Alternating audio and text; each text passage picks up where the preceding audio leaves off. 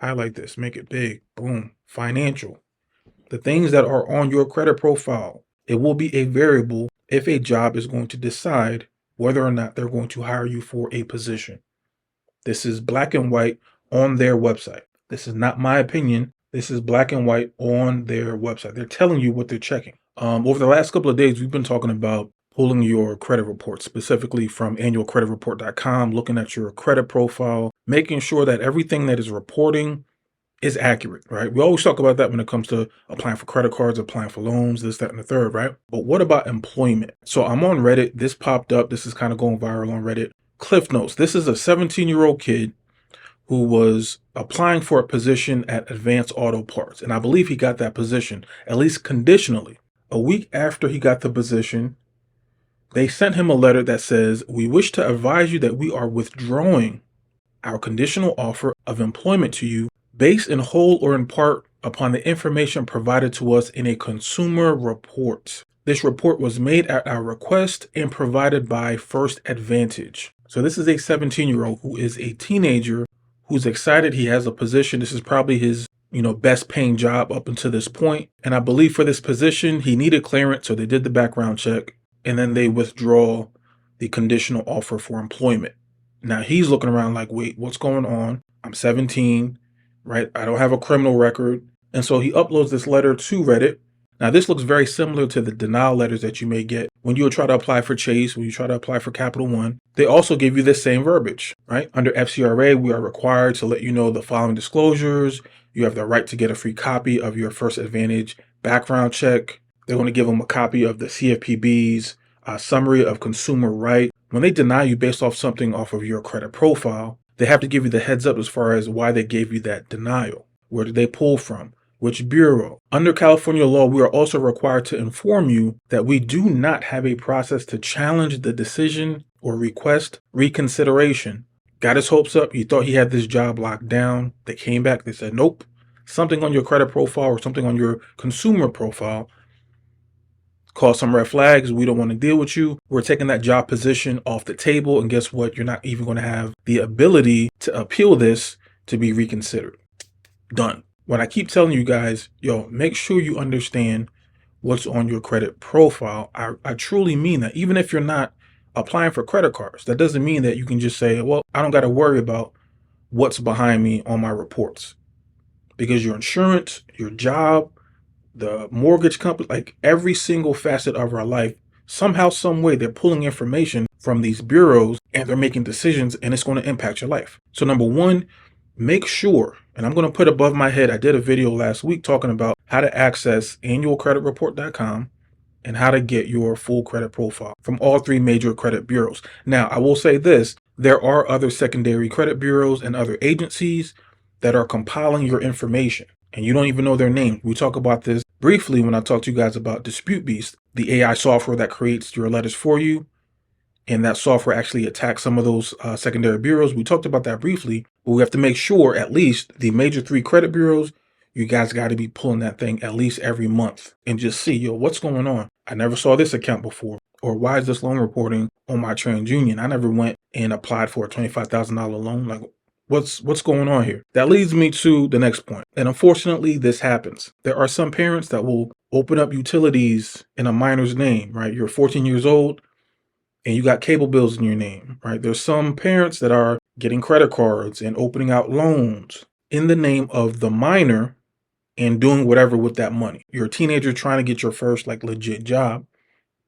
And now you can't even get it because there's something going on your credit profile, on your consumer profile, that a lender is looking at it and a prospective job is looking at it. And they're saying, nah, we don't want to deal with that. The reason you want to be quick about it, because in most states, if you entered into a contract as a minor, that contract is voidable. It's not void, it's voidable. So if you're a minor and you pull your credit report and you see something on there and you're like, dang, maybe my parents or somebody used my social to open up this loan or this credit card, and you're a minor, more than likely, you have the ability to void that contract.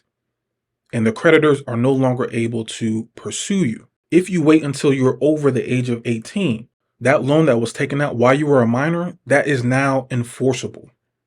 Do you get what I'm saying?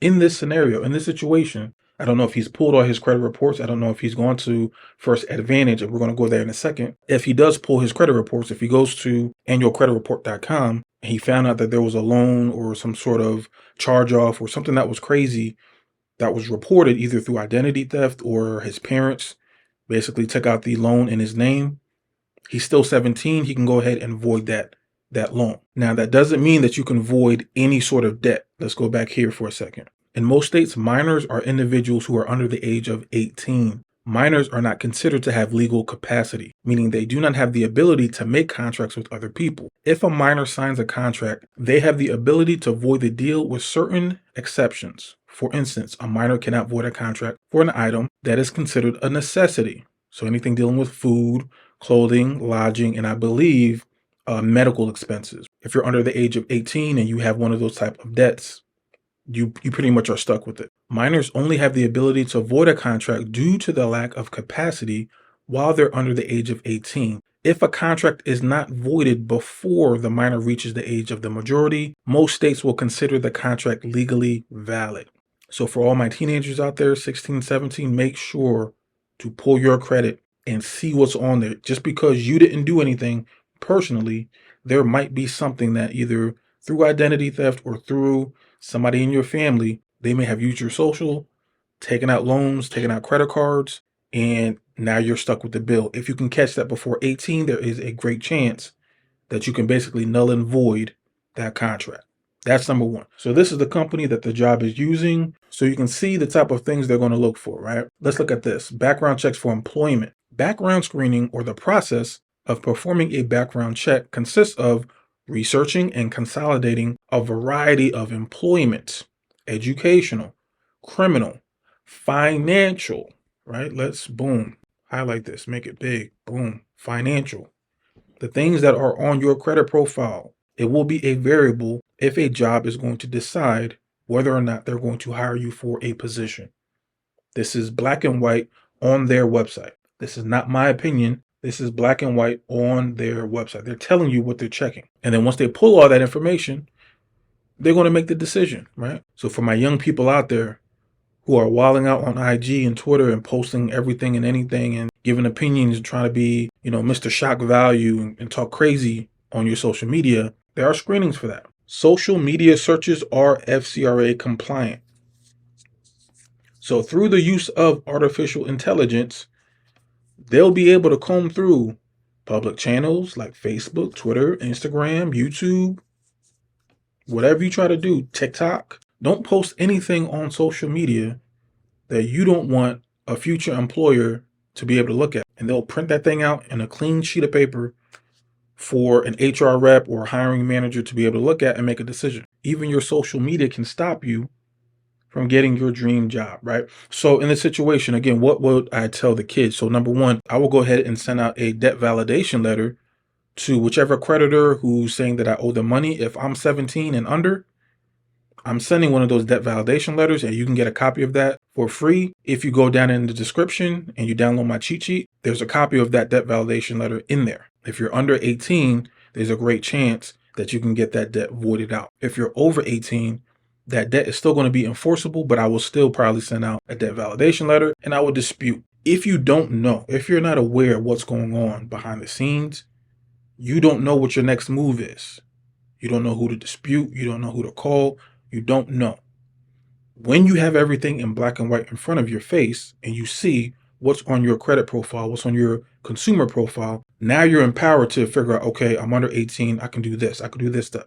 Okay, I'm over 18, but I can still send out debt validation letters. Okay, this is an identity theft. I can go ahead and file a police report and I can still dispute with the credit bureaus to get this thing removed because I did not take out this loan. It makes no sense that these employers and that these banks know more information about you and what's on your credit reports than you do. Follow those steps that they tell you in the letter. Looking for your screening status? Yes. If I was this kid, I've applied for a job, get the status. I will go to First Advantage. I will follow up with them and I will see, hey, what's being reported?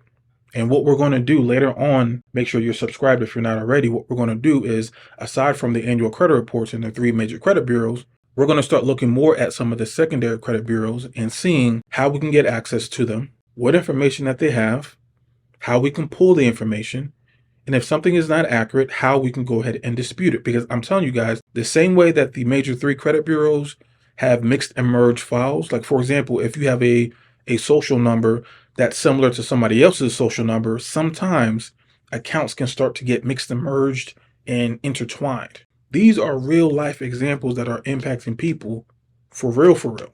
Like, this is not a game, especially the young kids, because they don't know anything. Who taught them this information? Who taught them about First Advantage and the credit bureaus and FCRA, and the fact that if you're under 18, there are many type of contracts that are voidable if you're a minor. Guys, if you enjoyed this concept, make sure to like, subscribe, hit the bell notification, go down in the comments and post something because it helps out the YouTube algorithm. And aside from that, guys, I will check you out in the next video. Have a good one. Peace.